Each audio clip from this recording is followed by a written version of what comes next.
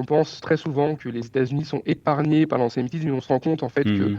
c'est de moins en moins le cas, et c'est d'autant plus inquiétant que ce sont finalement des universités parmi les meilleures du pays qui forment les élites à venir.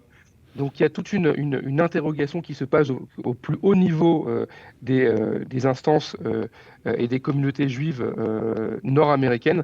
Et je pense que c'est un point sur lequel il faudra être extrêmement vigilant dans les semaines, les mois, les années à venir.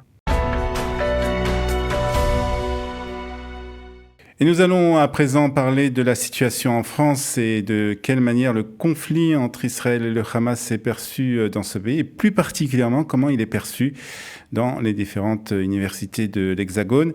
Et pour cela, nous sommes avec Ilan Shalom. Ilan Shalom, bonjour. Bonjour. Vous êtes chercheur associé en géopolitique à l'Institut français de géopolitique de l'Université Paris 8. Et je voudrais justement qu'on parle avec vous un peu, puisque vous connaissez bien ce monde universitaire, je voudrais qu'on parle un peu de la manière dont le conflit actuel entre le Hamas et Israël est vécu, et de quelle manière il est perçu dans les universités françaises. Alors je pense d'abord qu'il ne faut pas faire de généralité et que une université ne ressemble pas à une autre université. Ça, c'est la première chose. Ceci étant dit, on a observé juste après les attaques terroristes du Hamas le 7 octobre dernier, des associations étudiantes qui ont immédiatement pris fait et cause pour le Hamas. Je dis bien pour le Hamas. On n'est pas dans une logique de soutien aux Palestiniens, ou alors s'il y a un soutien aux Palestiniens, on considère que le Hamas est le porte-étendard de la cause palestinienne. Quoi qu'il en soit, ces messages, ces communiqués qui ont été tout de suite diffusés ont été perçus comme étant des messages d'apologie du terrorisme, d'incitation à la haine, qui sont des crimes qui sont punis par la loi française. Immédiatement, au niveau du ministère de la Recherche, la ministre Sylvie Retailleau a pris conscience de cette situation, a demandé aux présidentes et aux présidents d'université d'être extrêmement vigilants, d'abord de Mhm. remonter l'information, mais aussi de sanctionner les personnes, les associations qui pouvaient aller dans ce sens. Donc on a aujourd'hui une prise de conscience que l'université peut être un lieu extrêmement fort de militantisme. La question israélo-palestinienne, ce qui n'est pas nouveau, est une cause qui, comment dire, qui structure la vie associative et c'est un élément extrêmement important qu'il faut prendre en considération dans les événements que nous connaissons actuellement entre Israël et le Hamas.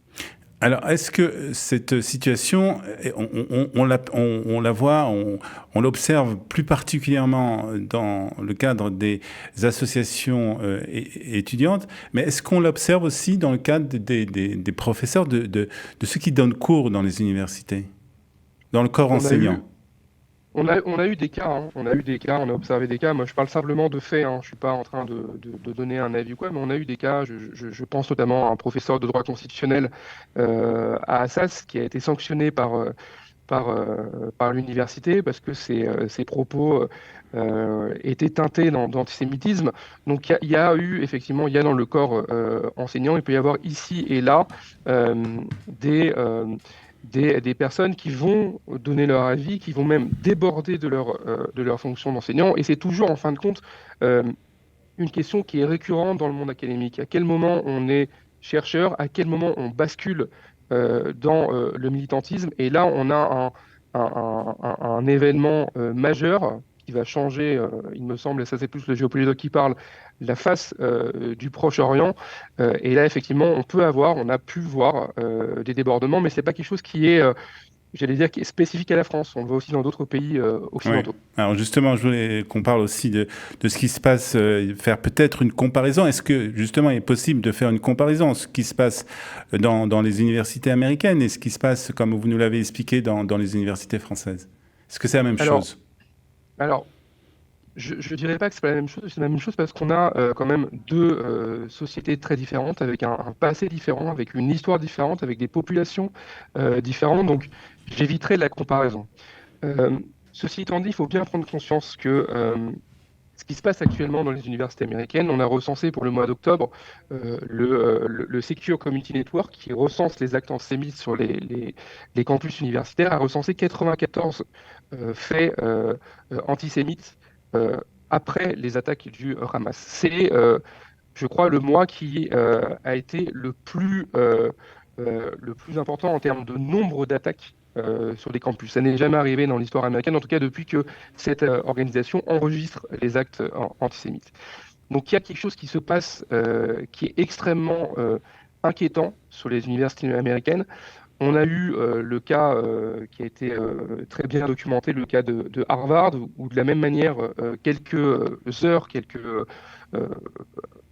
après les attaques du Hamas, un collectif étudiant s'est servi de ces attaques inhumaines pour aller dénoncer le régime israélien. Donc on a une confusion, il me semble, des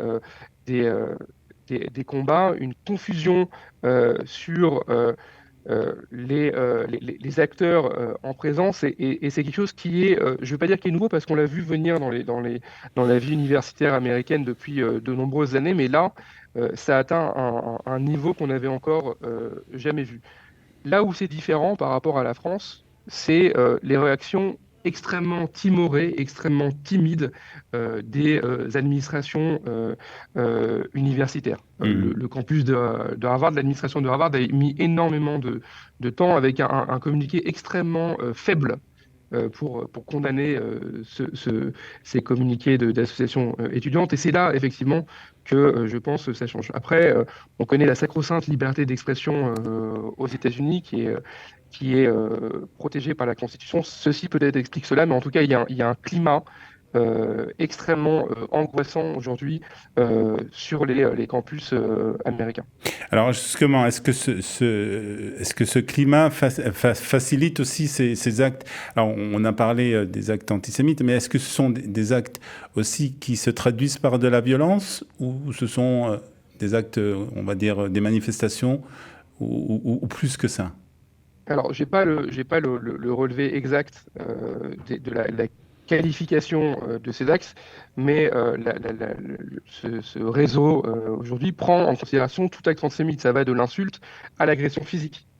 Donc, il faudrait après rentrer un peu plus dans le détail, de voir de quoi il s'agit exactement. Mais en tout cas, il y a une crainte, il y a une sidération.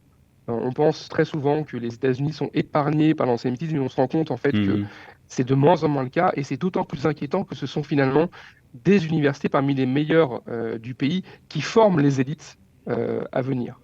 Donc il y a toute une interrogation qui se passe au plus haut niveau des instances et des communautés juives nord-américaines, et je pense que c'est un point sur lequel il faudra être extrêmement vigilant dans les semaines, les mois, les années à venir. Alors, on parle de l'université comme un lieu de diffusion du savoir, un lieu d'échange. Alors, est-ce que vous avez l'impression, que ce soit aux États-Unis ou en France, que cette mission de l'université a changé aujourd'hui? C'est un sujet délicat à aborder. L'université est un lieu qui est censé accueillir une pluralité de savoirs, qui est un lieu aussi d'échange et qui est un lieu de transmission. C'est trois fonctions de l'université. À partir du moment où ça devient un lieu de contestation, un lieu de militantisme, on est mal à l'aise. On est dans une situation qui peut effectivement menacer ces premières missions dont je vous ai parlé. Aujourd'hui, si on prend la question israélo-palestinienne, j'ai la conviction que, on n'en parle pas suffisamment. On a mis une sorte de chape de plomb parce qu'on sait que c'est un élément qui va être extrêmement controversé, qui va créer des antagonismes, et on préfère peut-être éviter tout conflit, ou en tout cas avoir une sorte de paix sociale sur les universités, donc on n'en parle pas. Je pense que ce n'est pas la bonne méthode. La bonne méthode, ce serait d'être capable de proposer une compréhension, une critique même des différents récits, des différents acteurs en présence, que ce soit les acteurs côté israélien, que ce soit les acteurs côté palestinien, et même avoir une approche régionale. Pour vous donner un petit peu mon sentiment, je pense notamment que les accords d'Abraham, dont on a beaucoup parlé depuis 2020, ils sont des accords finalement de coopération au niveau régional, des accords aussi qui normalisent les relations entre Israël et certains pays de la région. Ces accords-là n'ont pas été suffisamment traités, n'ont pas été suffisamment perçus comme étant un élément positif, en tout cas pour faire avancer la paix dans la région. Alors on sait très bien que les accords d'Abraham, on aura peut-être l'occasion d'en reparler, mais sont un élément qui ont peut-être mis de côté les Palestiniens, ils sont peut-être incomplets, mais en tout cas c'est une initiative qui allait dans le bon sens et qui, il me semble, n'a pas été suffisamment traitée. Donc pour vous répondre, je pense qu'on ne fait pas assez de sensibilisation aujourd'hui à cette question israélo-palestinienne qui structure les identités politiques dès le plus jeune âge et, et qu'on gagnerait, je pense, dans l'université aujourd'hui, à avoir un débat qui soit apaisé, un débat serein, au-delà de tout militantisme. Je me rappelle d'une initiative quand j'étais étudiant qui s'avait été appelée le sionisme expliqué à nos potes. Ce type d'initiative-là, qui avait été portée, il me semble, à l'époque par l'UEJF, serait tout à fait intéressante aujourd'hui. Parce qu'on est dans une approche qui est frontale. Mais à quel moment, à partir de quel moment on passe justement, on bascule entre le militantisme et ce besoin de parler, de parler des différences entre les idées? Je pense que aujourd'hui, le problème qu'on a dans les universités, c'est que vous avez simplement à visiter une université, vous verrez le nombre de tracts, le nombre d'affiches, pas uniquement sur la question du soutien aux Palestiniens ou de critique d'Israël. Il y a énormément de sujets qui sont abordés. En soi, c'est ça, hein, la question, c'est comment on traite de ces sujets et comment aujourd'hui, au niveau académique, on aborde ces sujets. Il n'y a pas pour moi aujourd'hui, dans l'université, un lieu qui soit un lieu d'échange. On n'a pas de lieu d'échange, de tiers-lieu où on puisse ça se parler pas aujourd'hui sans... Non, je pense que c'est quelque chose qui manque, qui a peut-être existé à un moment de l'histoire de l'université en France et dans d'autres pays, mais qui aujourd'hui n'est pas suffisamment mis en avant. Je ne dis pas qu'il n'y a pas des initiatives qui existent, il y en a probablement, mais on gagnerait à trouver dans les universités des lieux où on puisse confronter des savoirs, échanger, ne pas être d'accord. Être d'accord pour ne pas être d'accord, c'est pas un problème en soi. Mais c'est un lieu de fabrique des consciences, un lieu de fabrique de la conscience politique. Et je pense que ce n'est pas suffisamment mis en avant aujourd'hui. Et pour terminer, vous pensez que le conflit qu'on vit actuellement entre Israël et le Hamas a accentué cette vision que vous avez de l'université aujourd'hui? De fait, on atteint un paroxysme. On avait l'impression que la question palestinienne avait été oubliée ces dernières années. Aujourd'hui, on a une sorte de retour de flamme extrêmement puissant. Je pense que effectivement, on atteint des niveaux aujourd'hui de remise en question d'Israël comme on les avait vus. Si je devais comparer, je comparais avec le moment de la seconde intifada en 2000. Peut-être même de manière un peu plus puissante.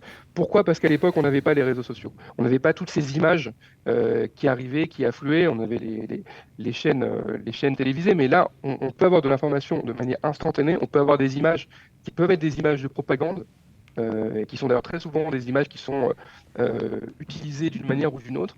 Et ça a un impact très concret sur la façon dont on s'engage. Et ça amène finalement une vision qui est très manichéenne du conflit, là où on devrait mettre en avant la nuance et la complexité. C'est très compliqué à mettre en place en temps de guerre. C'est très très compliqué. Peut-être que ce n'est pas le moment de le mettre en place. Mais à l'avenir, si on a une leçon à tirer de ces moments que nous vivons aujourd'hui, je pense qu'on gagnerait à insister véritablement sur la dimension nuancée, la dimension d'un conflit qui est extrêmement complexe et d'expliquer cette complexité. Très bien. En tout cas, merci pour ces explications, pour ce témoignage de ce qui se passe actuellement dans les universités. Merci beaucoup, Ilan Sialom, d'avoir été avec nous. Merci à vous.